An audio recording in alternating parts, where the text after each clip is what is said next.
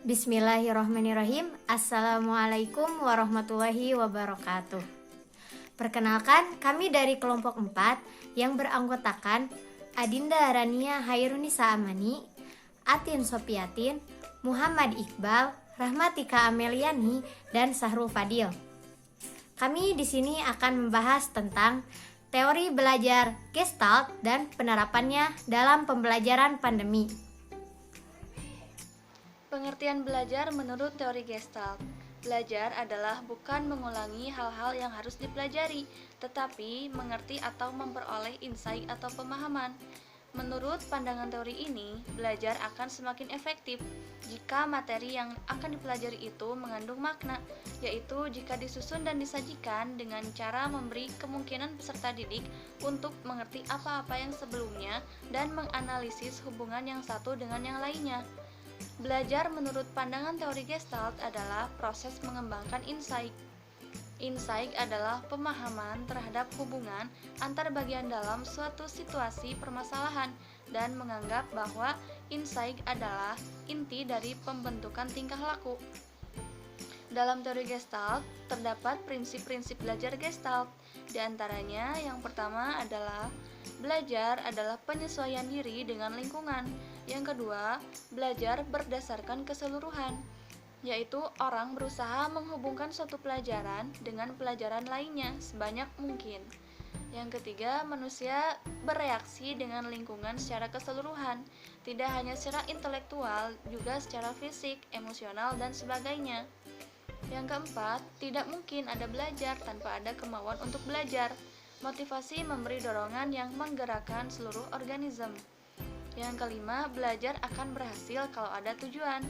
Yang keenam, belajar adalah reorganisasi pengalaman, yaitu belajar itu baru timbul bila seseorang menemui situasi atau persoalan baru. Yang ketujuh, belajar memerlukan pemahaman. Yang kedelapan, belajar dengan insight, yaitu insight suatu saat dalam proses belajar, di mana seseorang melihat pengertian mengenai hubungan-hubungan tertentu dalam unsur yang mengandung suatu problem.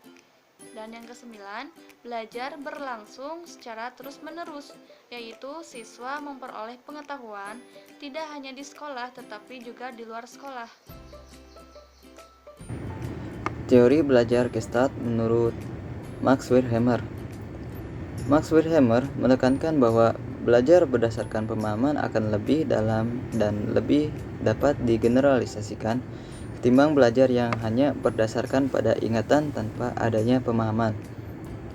Pada tahun 1923, Wertheimer mengemukakan hukum-hukum Gestalt dalam bukunya yang berjudul Investigation of Gestalt Theory. Hukum-hukum itu antara lain hukum kedekatan, law of proximity.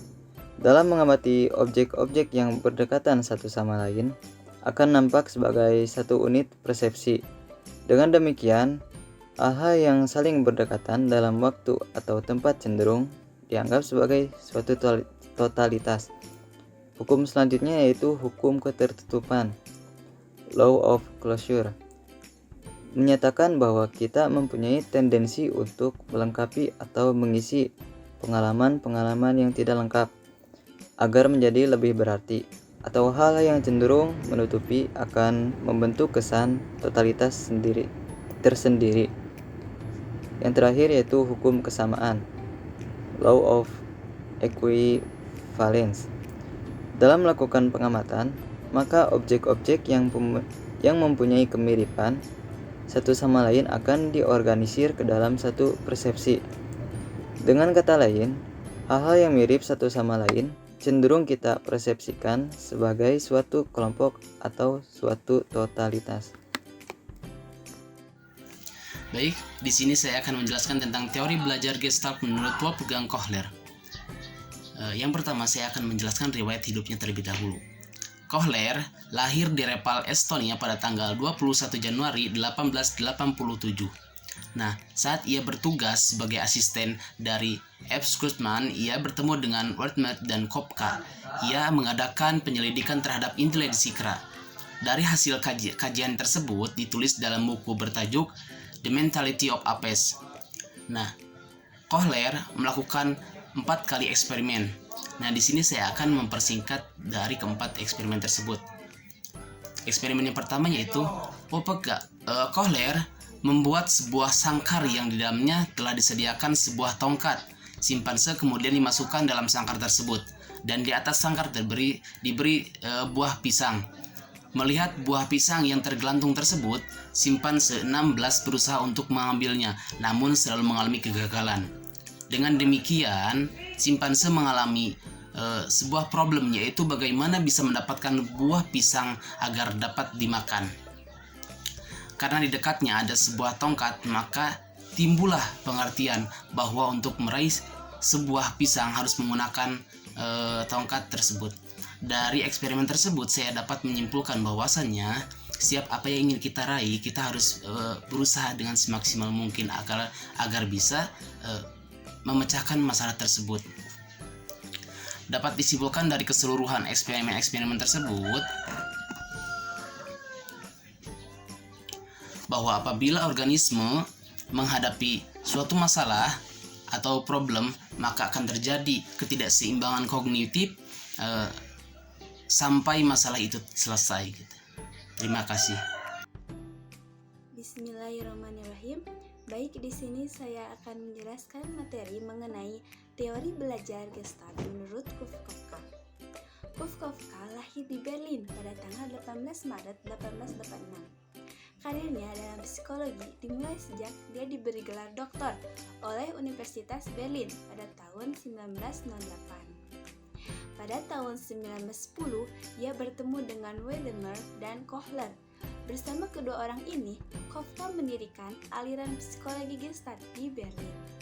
Sumbangan Kafka kepada psikologi adalah penyajian yang sistematis dan pengalaman dari prinsip-prinsip Gestalt dalam rangkaian gejala psikologi, mulai persepsi, belajar, mengingat, sampai kepada psikologi belajar dan psikologi sosial. Teori Kafka tentang belajar didasarkan pada anggapan bahwa belajar dapat diterangkan dengan prinsip-prinsip psikologi Gestalt. Teori Kafka tentang belajar antara lain. Yang pertama yaitu jejak ingatan atau yang disebut dengan memory trace. Adalah suatu pengalaman yang membekas di otak. Jejak-jejak ingatan ini diorganisasikan secara sistematis mengikuti prinsip-prinsip Gestalt dan akan muncul kembali kalau kita mempersepsikan sesuatu yang serupa dengan jejak-jejak ingatan tadi. Contohnya, seorang anak pernah dimarahi oleh ibunya ketika ia dengan tidak sengaja menjatuhkan vas bunga kesayangan ibunya. Ibunya memarahinya hingga anak itu merasa sangat sedih. Ketika dalam keadaan sedih, temannya mengajak dia bermain. Ia merasa kesedihannya mulai berkurang karena disibukkan dengan bermain. Suatu ketika, waktu dia beranjak dewasa, ia merasa amat sedih karena diputusin pacarnya, misalnya ya.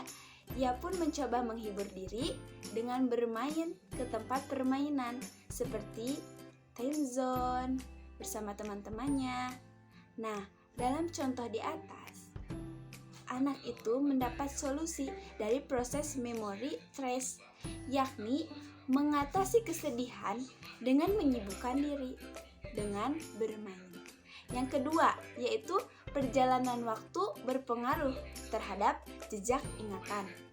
Perjalanan waktu itu tidak dapat melemahkan, melainkan menyebabkan terjadinya perubahan jejak karena jejak tersebut cenderung diperhalus dan disempurnakan untuk mencapai Gestalt yang lebih baik dalam ingatan. Yang ketiga yaitu latihan yang terus-menerus akan memperkuat jejak ingatan. Mungkin itu saja yang dapat saya sampaikan. Terima kasih. Bismillahirrahmanirrahim. Baik, di sini saya akan menjelaskan tentang penerapan teori belajar Gestalt dalam pembelajaran. Gestalt berpendapat bahwa problem yang tak terselesaikan akan menimbulkan keambiguitas atau ketidakseimbangan kognitif dalam pikiran.